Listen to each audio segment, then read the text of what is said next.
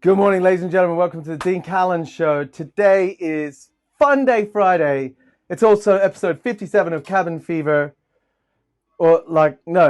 Day 57? Day 57 of Cabin Fever. It's a Friday. I had to remind myself it was a Friday. And Friday means that I'm allowed to have a knock-off at the beginning of my shift. Because my shift as a dad kind of never finishes. But the responsibility for the next couple of hours is with Babs and Electra. So it's time for me to have a full Italian.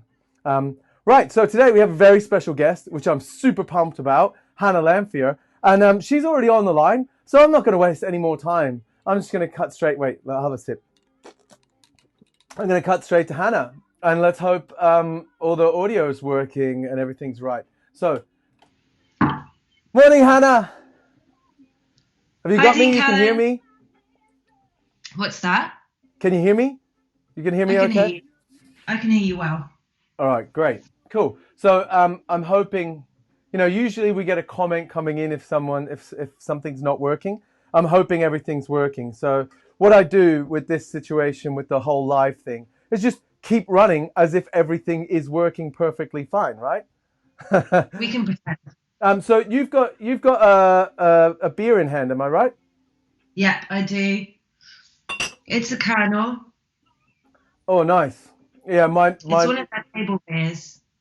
I'm my keeping myself in good condition for you. It's only 3%. okay. Yeah, and we're gonna drink a bamboo cocktail as opposed to a Manhattan today, right? That's So right. we're being socially responsible on a Friday. Yeah, we are. I think it's for the best these days. I get very excited very quickly. And before you know it, I'm being told off. So I'm not going to get told off today because we're drinking low. Not no, just low. Yeah, exactly. Okay, cool. But you're a very high energy person. I think that's what makes you such a great bartender. Do you think so? I'm not sure that I am the high energy anymore. I'm I medium energy. I think high when you think about high energy, right? You don't have to always be on a high energy plane, but if it's easy to get someone to go up and then they can calm down again nice and easy, do you know what I mean? It means they're living. Beep, beep. If That's someone's true. the same all day, they've just assigned themselves to they're flatlining. Does that make sense? That's true. Dean, I think an example of a high energy person is you. You I are a have high energy person. I have the ability to be high energy. I'm learning I'm not as high energy as I used to be now that I have a son who is more high energy. He's intense. He's a beast. We've got people. Mitch is on the line. Mitch, Ono, Bushel, Daniel, Kreisen, No. Diogo, Karen, Lexa. They're all saying hi to you. Hi. Right. So, rather than waste any more time of your time, obviously my time's not been wasted. I wanted to chat to you today. I found myself diving into lots of bartender groups on social media, and on those bartender groups, there's a lot of people reaching out asking for information, and I always think to myself, like, guys, buy some books, like go out and research. And it occurred to me that you can't tell people in this situation, especially when with the jobs insecurity that's going on at the moment and like the lack of income coming in, to go out and spend a fortune on books, right? True. Um, and you can't really say, hey, go research like on the internet, because um, you and we've been around for a long time, and we know a lot of people that have been around for a long time. Certainly, when I started bartending, there were people that were seen as good sources of information, and if you work directly under those people, then you could say I worked for this person, and people would immediately assume you had a good base of knowledge because that person had quality info. Does that make sense? Definitely. Yeah, so in today's world, where the internet has connected as it is, and people from all different walks of life and countries that have different levels of, mentors, people don't have that same system anymore, and they're hungry for information. So that kind of led me to think, right, what's the best source for information? Who do I know that's doing something really great, that has quality information, a quality set of training? And I thought of you straight away. And then I asked you if you'd be on the show, and you said yes. So now I'm going to ask you about your WSET training and how that goes. Dean. It took you 57 episodes to invite me. Let's not forget. 57 days, not episodes.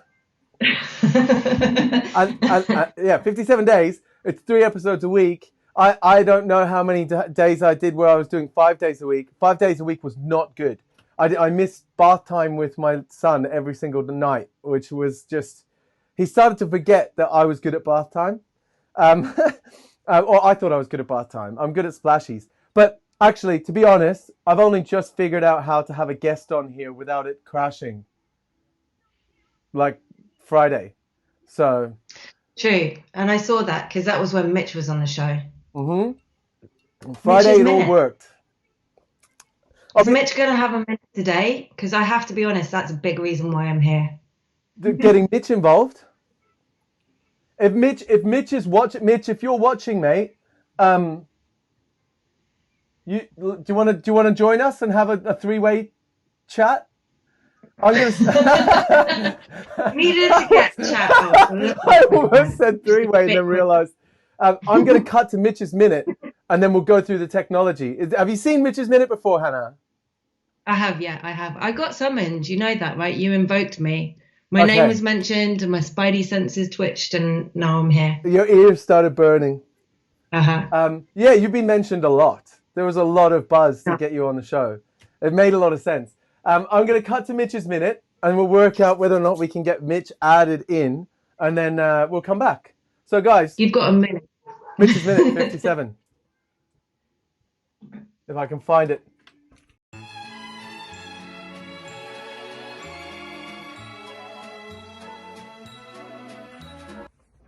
Speaking of bamboo.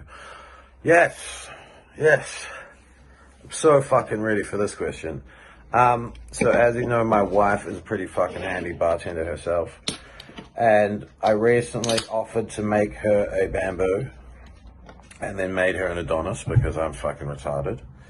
And she was like, this isn't a bamboo, rah. So we looked into it and I'd argued my side, turned out I was wrong, but we also had a bottle of Oloroso, a bottle of Fino, and a bottle of Amontillado in the fridge had all like been opened within the last, I don't know, couple of days, and fresh from both sides of the table. So we went through and spec'd everything out and found that bamboo was better with a bump of sugar if you're using Fino, or if you're using Amontillado, it kind of holds up. It's just a bit thin without the sugar if you're just going 1.5 Fino, 1.5 dry Oranjango.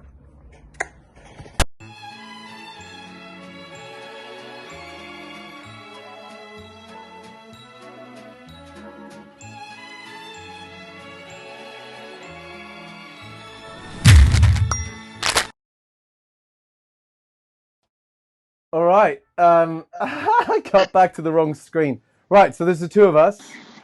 I've called Mitch, and hopefully, can you see me? I can hear him. Man, Mitch! how are you? Hello. All How right. you doing? Well, I'm all the better for hearing you. That's exactly what Karen and I were saying as we were getting dressed from the shower. How's Laura? She's right there. Lovely though. She's in the background. She's going to be my bar back for today, and she takes that role very seriously indeed. Her main motivation is to be the best bar back in the world, and I think she has achieved that so far. I've got a beer. Everything is going well. It's an empty bay. That is a good point. Yeah. I heard a room in Mitch? Mitch, have you got your video active? Oh, actually, no, I haven't. That's on me. Sorry. There Not you very go. good at tech things. 3 people! That's so There good! we go. We're one step closer to having a full bar. This is the first time I didn't even know I could do this. This is so nice. Look. That's so cool. It's around. How do I? Oh. I just meant I'll hold it. This is cool. All right, so There I'm we go. not. We've unlocked a new achievement. Yeah, we've unlocked a new skill. Right, so let's discuss the bamboo cocktail real quick. No, actually, should we do the bamboo cocktail first, or should we do training and W set first? I think we should make bamboos and then we can drink them while we talk about education. You're so good. You're so good. Oh, Lordy. That's why you're the boss. Up there for thinking. That is definitely why you're the smartest out of the three of us. All right. Right. I'll go back to the kitchen. Okay, so my bamboo. I probably should have looked up the recipe to double check I'm not gonna mess it up. Do you have Amontillado or Fino? Yeah, I've got Fino. Fino and Rama. Hello. Hey, Karen.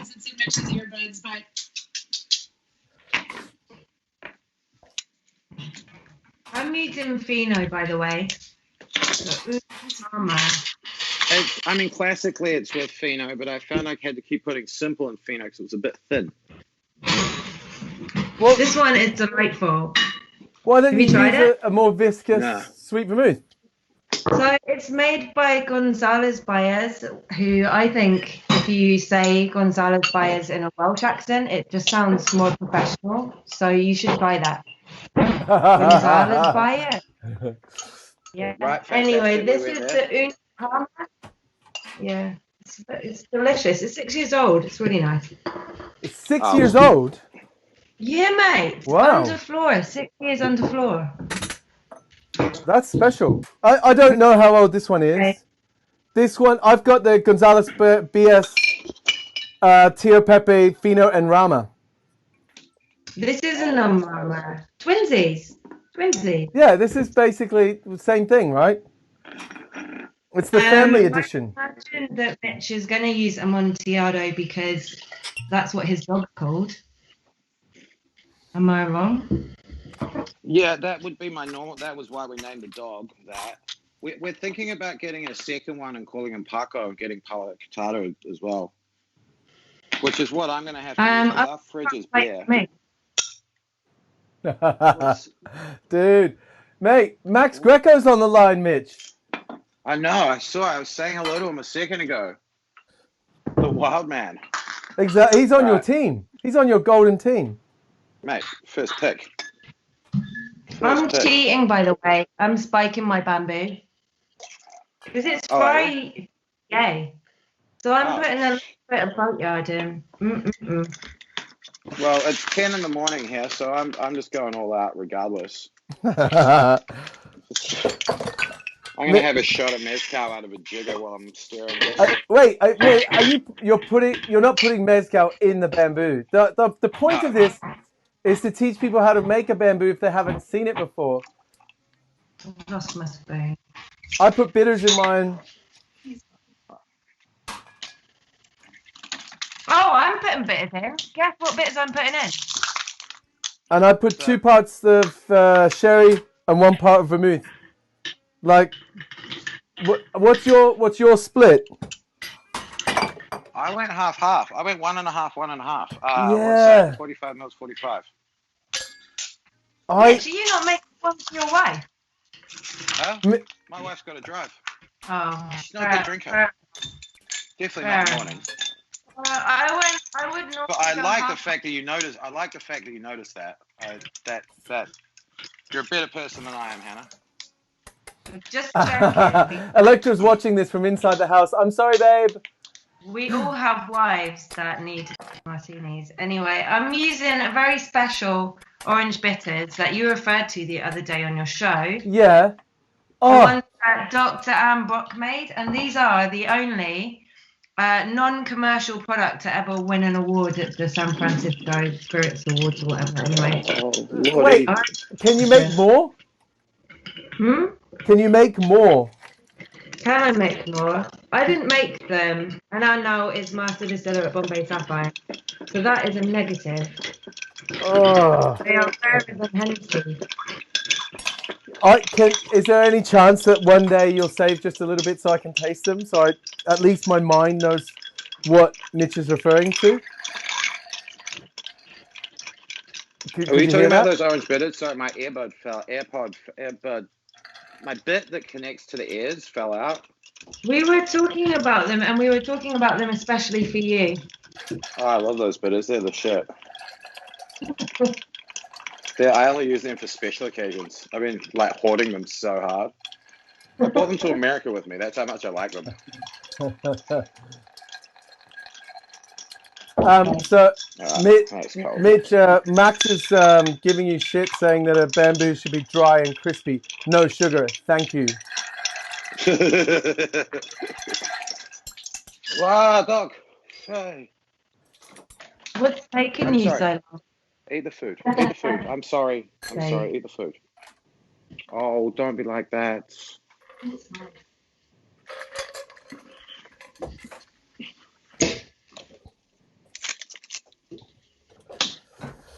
Oh,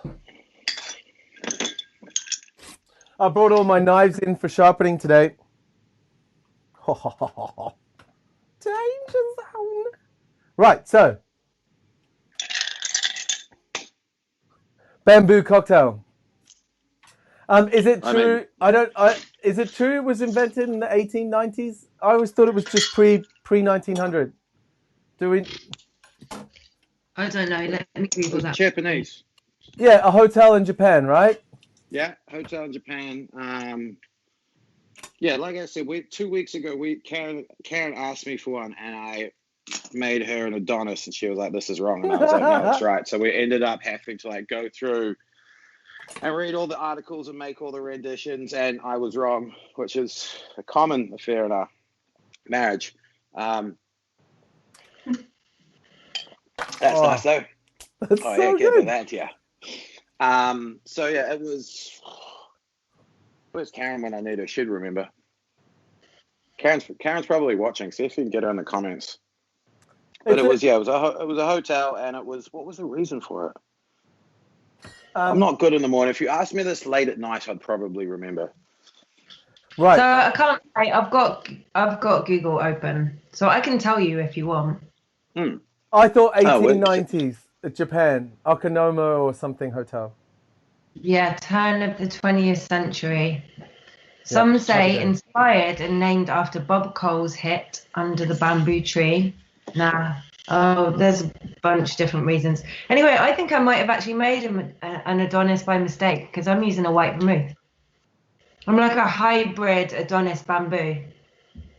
Well, this is where our conversation, Karen and I's conversation, stemmed from. Was I realized that I don't think I'd ever made either of them correctly, and I'd only made hybrids of what I believed it to be in my head. I'd just been like, right, this is this in my head, and this is that in my head, and that's just the way I'd gone for the rest of my life. And because nobody ever orders one off you in real time, nobody had ever called me out on it, and I'd just been ignorant about it my whole life. So that's why we did the line tasting of them all. Wait, so is it dry sherry and sweet vermouth with bitters, right? Or am I wrong? No, that's an Adonis. It's dry vermouth, dry sherry, and orange and mango. I always think it's one of those cocktails which is like a framework, and then it's yours to do what you want with it, right? So you can pick your sherry, pick your vermouth, but I wouldn't listen to me. For ages, I thought that a Ramos Gin Fizz had 5 mils of maraschino in it, and I thought that my entire bartending career. Whoa! Do you know what? One time we were teaching people. I was working for Monkey Shoulder, and myself and Stuart Hudson were doing a training session, and we were literally teaching people how to make a Morning Glory Fizz. And Hudson did the Morning Glory Fizz bit and taught them that it's got cream in it. But I know the logic. What he did in his head was he took a Ramos Gin Fizz and then just replaced the gin with whiskey and the orange blossom with absinthe. And then by doing that, he added the cream in, and his Morning Glory Fizz became That was on the menu at Milk and Honey, so I mean that's I know. He's not watching the show, so it's all right. It's all right. Stuart Hudson is there. He's made mistakes at times, and we'll never let him forget. Anyway, moving on. So I think we all made mistakes. We all made mistakes, did we? Yep. Wow. Pheno. Yeah. No. Okay. Look at my So facial hair. Adonis. So Daniel Kaisen's saying Adonis is Pheno sweet and orange bitters. Bamboo is sherry, dry, Ango and orange. Ango. It says Ango. I think he means Angostura. Oh. So shall we start again? Have we all got both dry?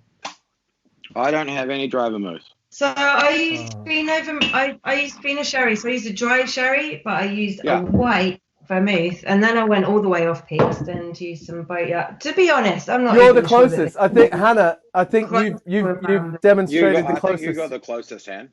Yeah, but you also added the vodka on purpose. Accuracy Lanfear, that's what they call me. Yeah. God, I can't Hybrid believe sweet that. vermouth and Palo Cortado. I was way out, but that was all I had cold. So, do I have? So, because that's the important thing. Is it delicious? Yeah. It's delicious and it's stinging cold, and it even got the nod of approval from Karen, which I've been known to get this is underdiluted from Karen. Or is this supposed to, she says it in a polite way though, now that we're married, she goes, is this supposed to be this viscous? And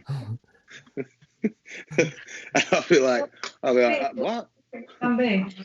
She likes it. My wife says yay. Right, so moving on. Okay.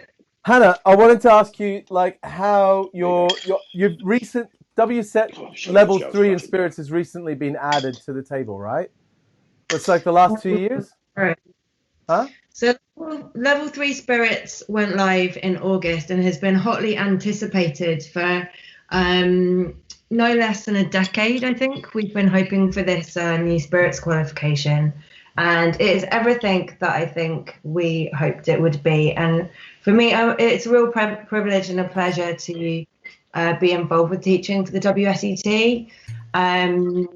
It's just, for me, I think, taking the benchmark of the expectation of what should our industry know, what should our standard of spirits education be, and just raise it like fourfold, and it's really exciting for me to see all the people that are doing the course and engaging with it and coming away from it going, that was really hard and I learned so much, and I feel like I'm much better at my job and in a better position to do it now.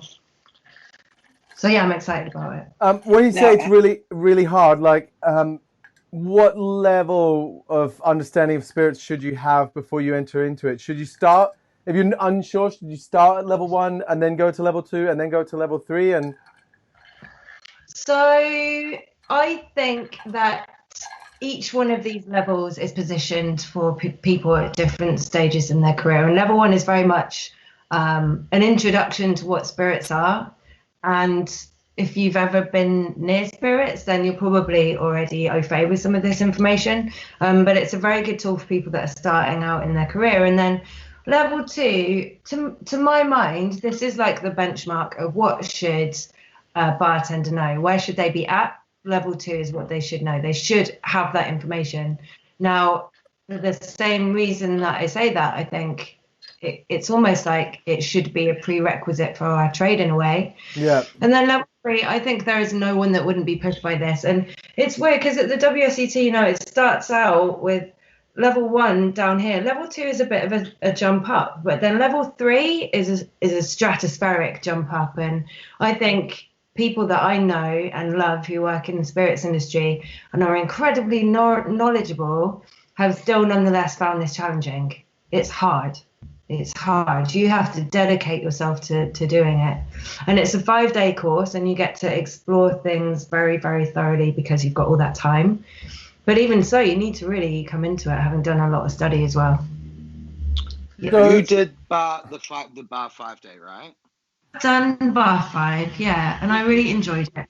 You did that quite a while ago as well, right? Like 5 or 6 years ago. Is that? I think I did in 2017. 2017, yeah. Okay, that's not that long ago. And how would you compare? Because I know that people, I haven't done that, but I know that people find that really challenging. Where would you sort of sit that in regards to like the level 2 versus the level 3? Right. So Bar 5 is a really enjoyable romp through cocktail and spirits culture at a breakneck speed. And you kind of have to have done all your study before you get to the classroom. And then you get to enjoy the wonderful lecturers like Dave Wondrick and Paul Paco and Steve Olsen and all of these incredible industry greats give you like incredible lectures about spirits. And it's very, very cool. What the WSET does is really different because it's very like structured, and it's very they're an institute of education, and it's all about the production of spirits. So I suppose that you could say it is a little bit less story led, very much less history led, which I have to like rein it in and stick to the metrics of production. Okay, so you learn a lot. Like you learn a lot when you do it. can I ask a question? Yeah, go for it. For me personally, I'm someone who I guess for example, when I first started bartending, Jenny Churchill created the Manhattan. You know what I mean? Like that's what I was told. That was gospel. That's the story that we knew. And then it's like, oh, that's been disproven. And this was this, and then that's been disproven. So story parts I've found very difficult to commit to memory because I feel like if you want to tell a story, great, they're great to have. Like Dale DeGroff said, like the facts should not get in the way of a good story. Like a bar, you're talking to guests, you're not kind of going too far. But when it comes to knowledge, I'm way more interested in production methods, stills, fermentations. Like even like I would rather hear what type of barley a particular single malt is using and the diastasis levels in the barley than I would any of their marketing. Like, does that make sense? Yeah. So the course is more geared to people like me, or is it more geared somewhere in the middle? It is more geared to people like you, and I think just because it's very production focused, just because it's an analysis of how distillation practices differ around the world, that doesn't mean that it isn't really valuable to bartenders. Because for me, knowing how something is made very, very thoroughly and understanding the flavor profile of different spirits beyond just recognizing branding and knowing brand stories is so much more valuable to taking you to that next step of bartending, where you are tailor making your cocktails based on flavor profile. And I think understanding production is a crucial part of that. You touch on flavor profile. Are you given some training in how to taste things? Yeah, so one of my favorite things about it, and something that has been a real journey for me, is the training and the systematic approach to tasting. Now, if you look at our trade, we are kind of like spoiled, mollycoddled bartenders, right? We're so important because we're the gatekeepers of brand stories, and so people invest a lot of money in us and invite us to do things, and we're also invited to sit on judging panels and analyze spirits. And it's really clear to me that we should be better trained in tasting. We should be better at analytically tasting spirits, because our opinion's important and people are asking for it of us all the time. And yet, actually, most bartenders do not have formal tastings education when it comes to spirits. So by level 3, you have to do a blind tasting of 2 different spirits. And very much what I love about it is unpicking texture, unpicking aroma and flavor, and then positioning it back to production and being like, how did that aroma and flavor get in the glass? How did that texture, how was that created?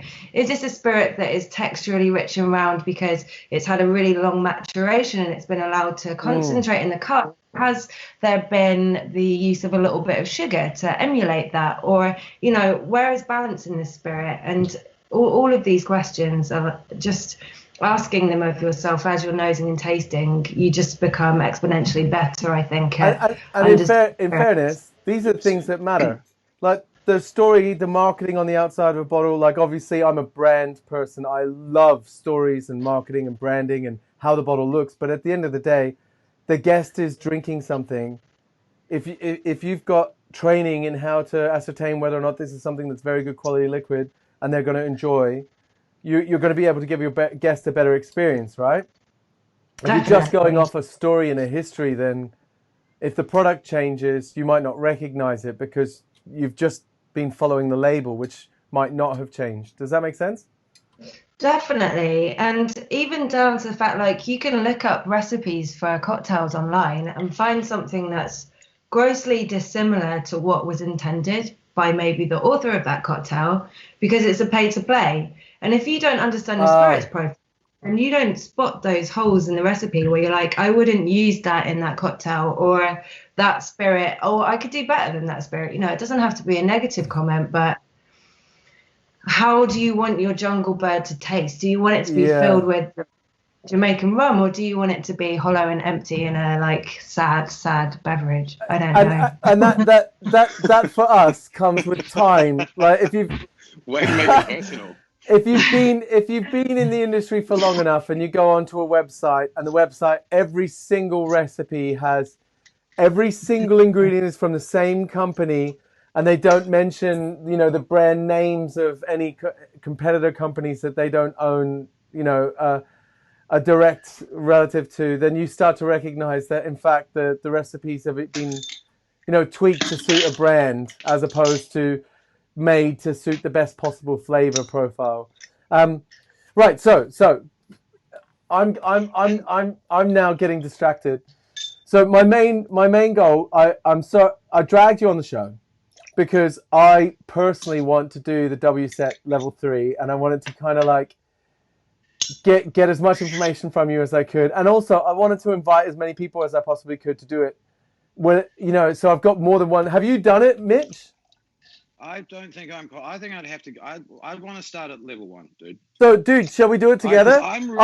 Mitch, if you keep appearing on the show, and we go through the journey together on the show, right? And let's say every second Friday we just recap on how hard was the week learning from Hannah, right?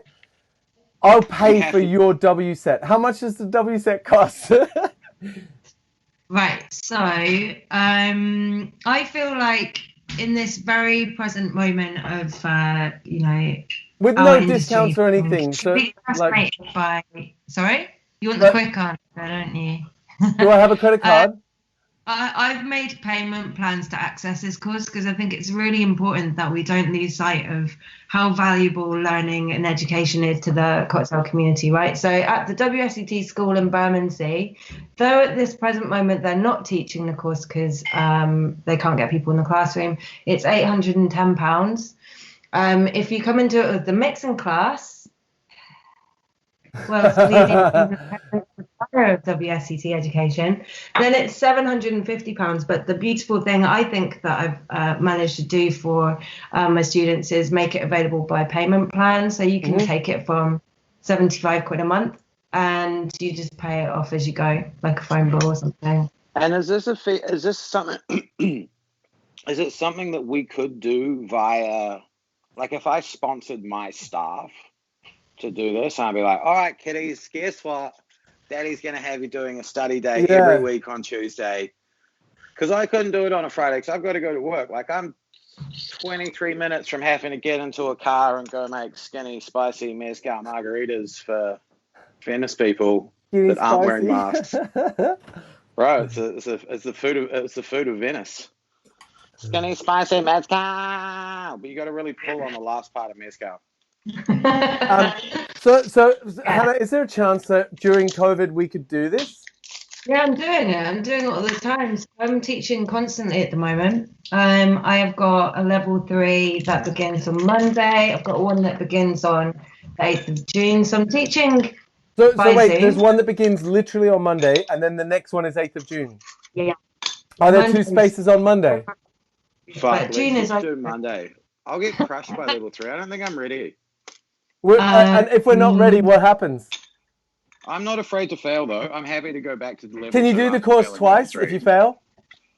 You can, yeah, of course. Well, I try and give students a lot of help through it. But the one on the 8th of June is open. There's another in July. There's another in August. And the one that opens on Monday is not open. The one that starts on Monday is not open. It's full. It's too soon. You need to see a textbook. Oh, of course. I need to also post you out 60 spirit samples. Oh, wow. Would it even get to the US? I thought I was just going to go around buying stuff during the week. Mitch, I'm going to get this, and this during the week. Yeah, let's not go through the logistics of it online. Live. So I would like to sign up to 8th of June. And Mitch, are you going to sign up to 8th of June? Yeah. Yeah, if we've got time. And if we're short, if the spirits you can't get to us,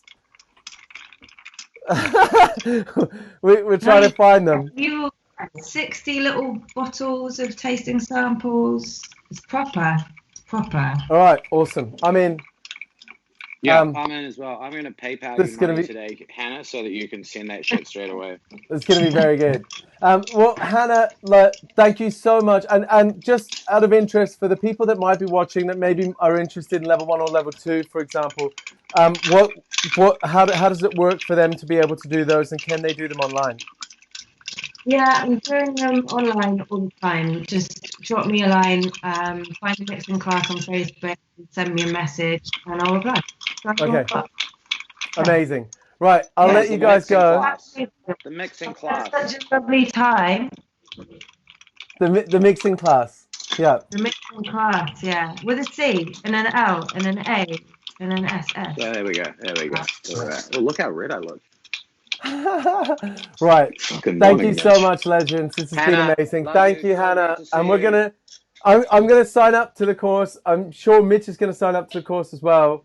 And we're gonna, without giving away the whole course, we're gonna chart our journey and hopefully succeed in it. Yeah, this is gonna be a challenge, because people forget that I'm a fucking idiot. I'm just funny enough that nobody notices. Yeah, I retain a lot of information. I just have a short attention span.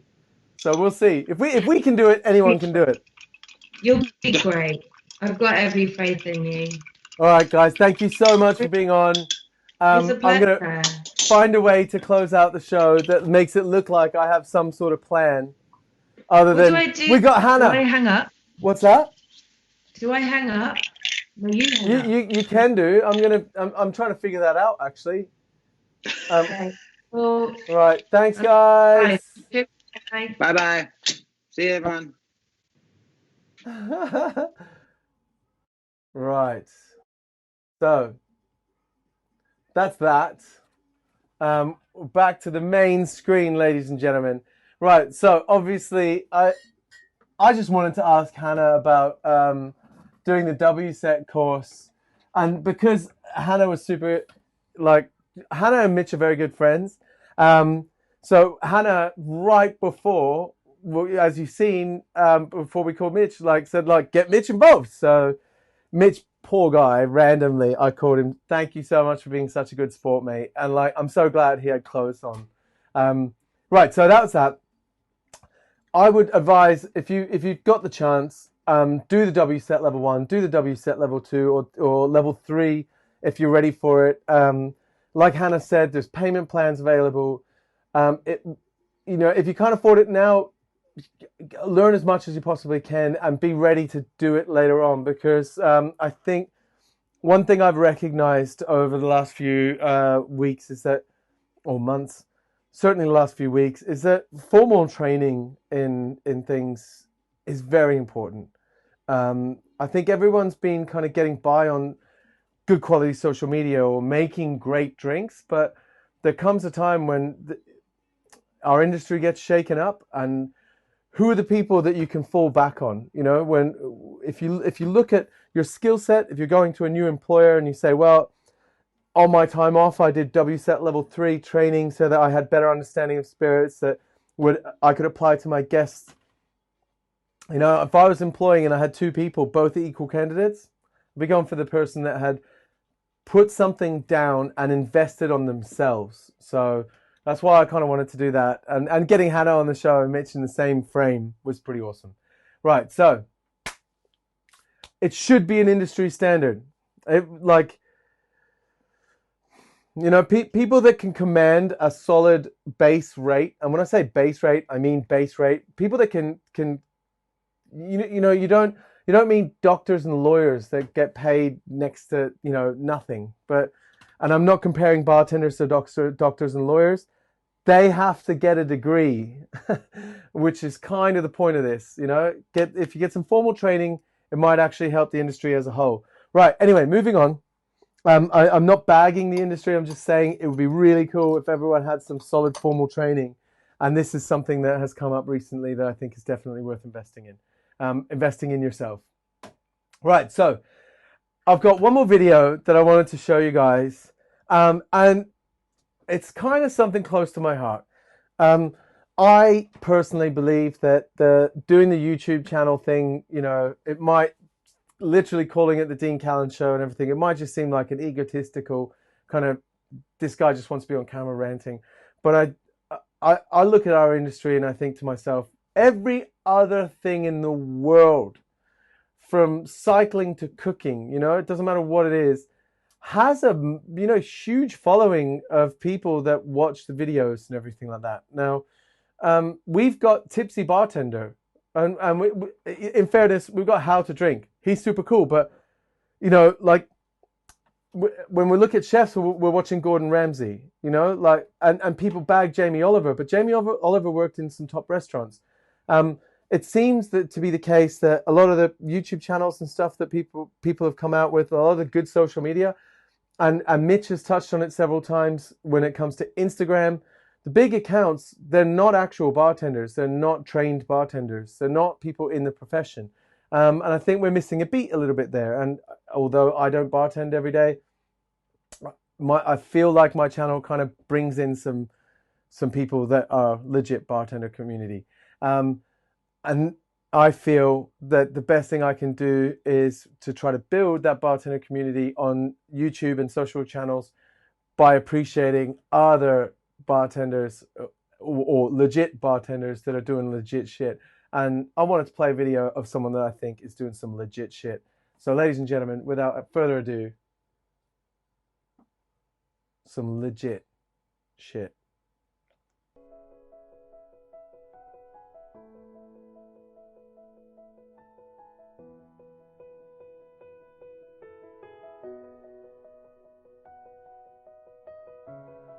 I met these guys back in, when was it?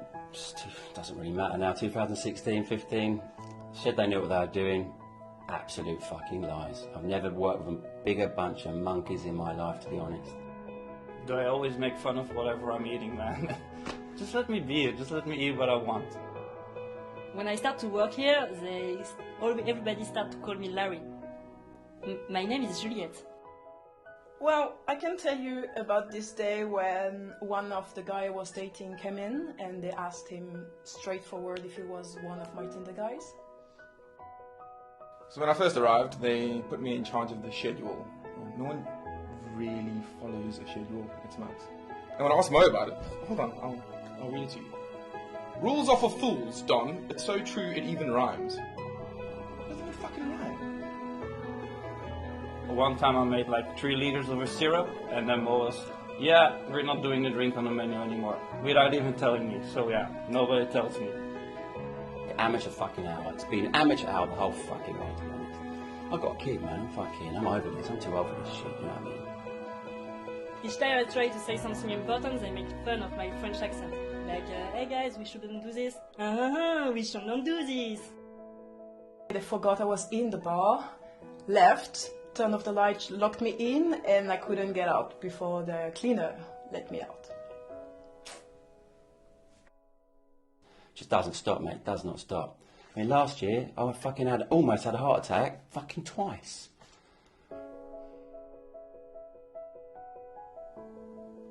I moved from South Africa for this shit.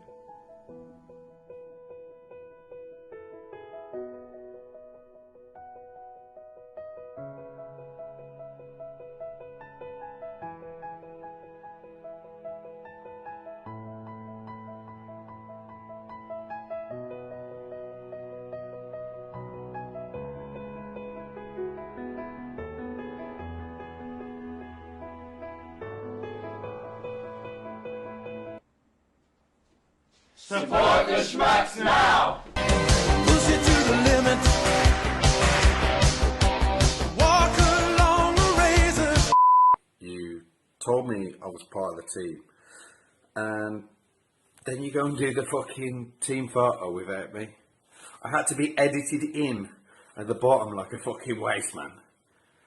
And then you're doing this video without me. You know what? How good are they? I had to share that. I also have, for the second week in a row, I don't know what has happened here, but for some reason, Tim's video just will not play. So I'm going to try as an outro thing. I don't know. I'm going to try one more time to get Tim's video to play, right? So give me a second.